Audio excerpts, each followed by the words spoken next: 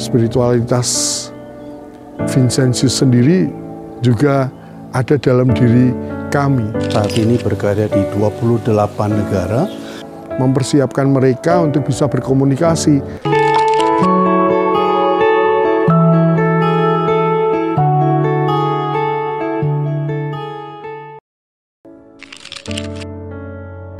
Selamat datang di komunitas Bruder Caritas, komunitas Santo Yohanes Bosco di Wonosobo, Jawa Tengah. Komunitas kami bagian dari kongregasi Bruder Caritas Internasional yang berpusat di Roma dan berkarya di Indonesia sejak 1929, khususnya mulai dengan di Purworejo. Bruder Caritas Wonosobo merupakan biara keempat yang didirikan oleh Bruder Caritas dari Belanda yang datang ke Indonesia.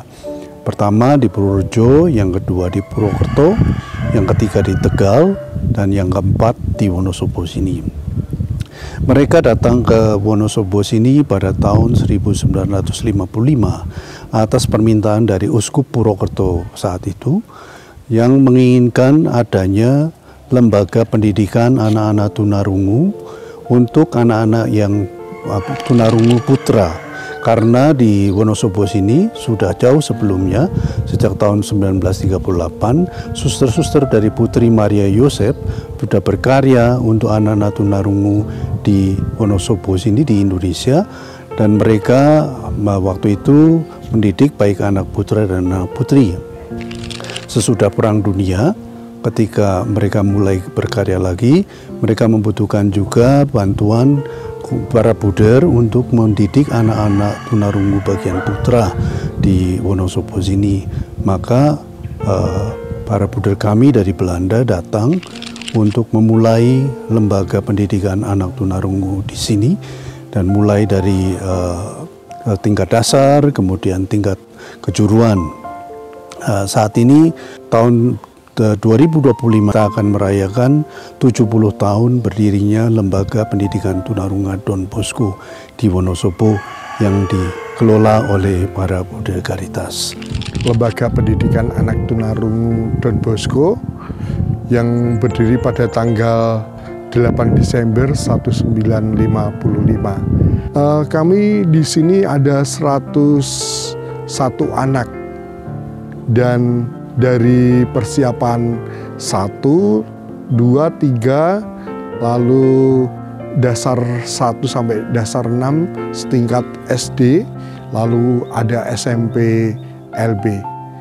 Itu setelah mereka lulus, anak-anak kami belajar dan bergabung dengan sekolah-sekolah umum, karena itu adalah istilahnya keinginan mereka, dan kami mempersiapkan mereka agar supaya mereka itu bisa siap di dalam hal menerima pendidikan yang memang tidak mudah ya. Pada awalnya mereka harus beradaptasi dengan situasi lingkungan yang berbeda dengan di sini. Kalau di sini kan memang semuanya tuli, jadi mereka harus keluar dari zona nyaman itu. Dan di sini ada kejuruan juga untuk persiapan mereka integrasi ke SMK. Di luar ada kejuruan kayu, besi, dan jahit. Di samping itu juga ada keterampilan-keterampilan yang lain seperti tata boga, lalu mereka diberikan keterampilan dalam membuat kopi ya, karena untuk sekarang ini suatu tren ya, setiap daerah ada kafe-kafe yang menjual kopi gitu. Jadi kami juga mempersiapkan itu, dan puji Tuhan spiritualitas Vincentius sendiri juga ada dalam diri kami, dan juga ada di dalam diri pada para pendidik yang ada di sini. Karena mereka juga istilahnya jangan sampai anak-anak kita ini dilihat sebelah mata, tetapi kita mengharapkan mereka lebih bisa dihargai, dihormati, dan bisa hidup dan tinggal bersama masyarakat di luar, seperti itu. Makanya sistem di Lembaga Pendidikan Anak Tunarungu Don Bosco juga oral, dalam arti mempersiapkan mereka untuk bisa berkomunikasi seperti kita. Ya memang komunikasinya berbeda dengan kita sehari-hari, tetapi setidaknya mereka sudah siap bisa berkomunikasi dengan saudara-saudara kita yang ada di luar sana. Di sini ada yang dari luar Jawa, yaitu Papua, Sumatera, terus Kalimantan, lalu dari Jawa Tengah juga banyak, dari Jawa Timur juga ada. Sekarang marilah kita sedikit mempelajari tentang bagaimana sejarah berdirinya Kongregasi Buddha Caritas. Kongregasi Buddha Caritas dirintis oleh Romo pendiri kami, yaitu Romo Petrus Joseph Tripps di kota Gent pada tahun 1807. Dia saat itu mendirikan 4 kongregasi. Yang pertama adalah Suster-Suster Caritas dari Yesus dan Maria. Lalu kemudian yang kedua Buddha Caritas, kongregasi kami. Yang ketiga adalah Buddha Santo Yohanes Deo. Dan yang keempat adalah kongregasi Suster-Suster Anak-anak Yesus. Buddha Caritas didirikan dengan spiritualitas dari Santo Vincenzo Paulo, karena Santo Vincenzo Paulo adalah pelindung kongregasi kami, yang dari awal dari kongregasi kami merupakan sumber inspirasi dari Romo Petrus Joseph Tripps dalam melaksanakan karya-karya pelayanannya kepada orang-orang yang termarginalisasi di masyarakat, khususnya kaum lansia, kaum fakir miskin, anak-anak terlantar, anak-anak yang penyandang disabilitas, mereka yang mengalami gangguan kejiwaan, dan berbagai kelompok-kelompok kategorial yang membutuhkan pertolongan dan cinta kasih dari sesamanya. Kebahagiaan saya secara pribadi, saya bisa hidup dan tinggal dengan mereka, mendampingi mereka setiap hari, entah di asrama ataupun di sekolahan sebagai guru pengajar, dan pendampingan ketika di asrama. Itu memberikan sesuatu yang sangat berharga bagi saya, dan saya berharap spiritualitas Vincenzus itu ada dalam diri saya.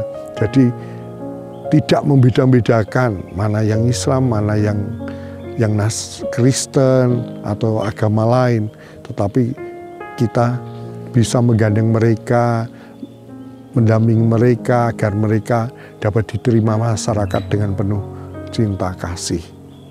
Saya sendiri secara pribadi tertarik untuk menjadi seorang Buddha Caritas karena saya merasa ini merupakan panggilan Tuhan yang meminta saya untuk berbakti kepada gereja melalui berbagai pelayanan cinta kasih kepada sesama manusia. Ya, sebelumnya saya belum begitu mengenal kongregasi Buddha Caritas, tapi perlahan-lahan saya lalu mengenal mereka, khususnya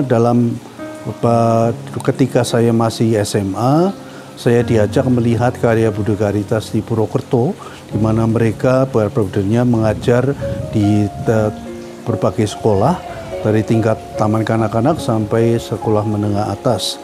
Dan saya tertarik akan dedikasi mereka dalam pelayanan pendidikan itu.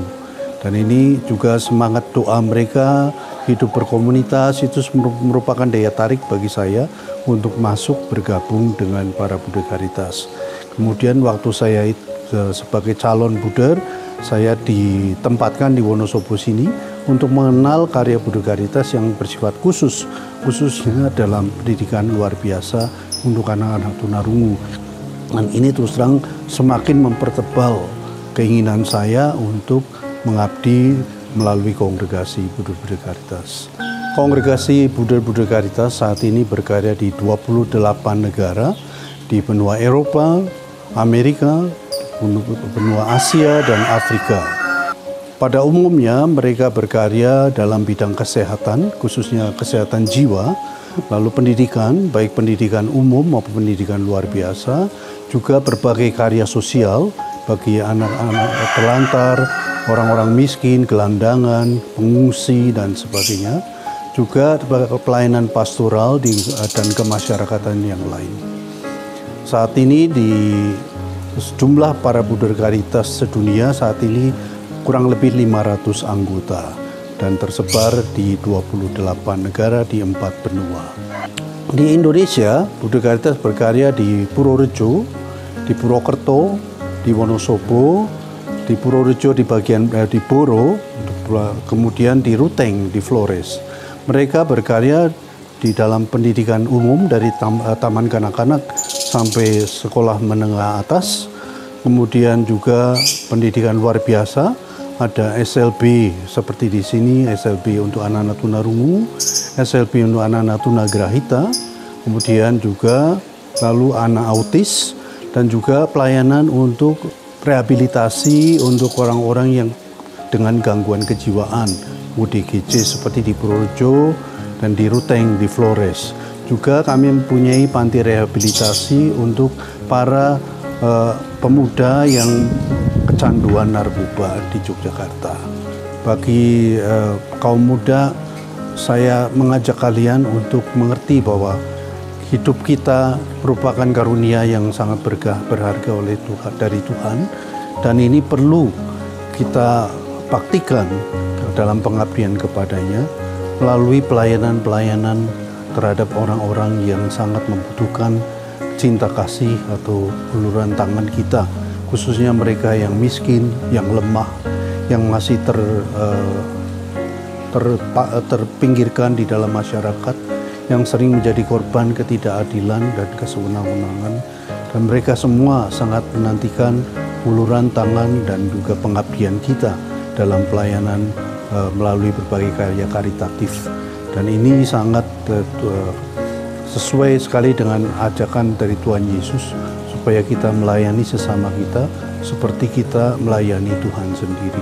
Sebab sesuai dengan semangat Vincentian juga, di dalam diri mereka yang tersingkir, yang lemah, yang menderita, yang sakit, kita melihat wajah Kristus sendiri yang harus kita abdi, kita cintai dengan sepenuh hati.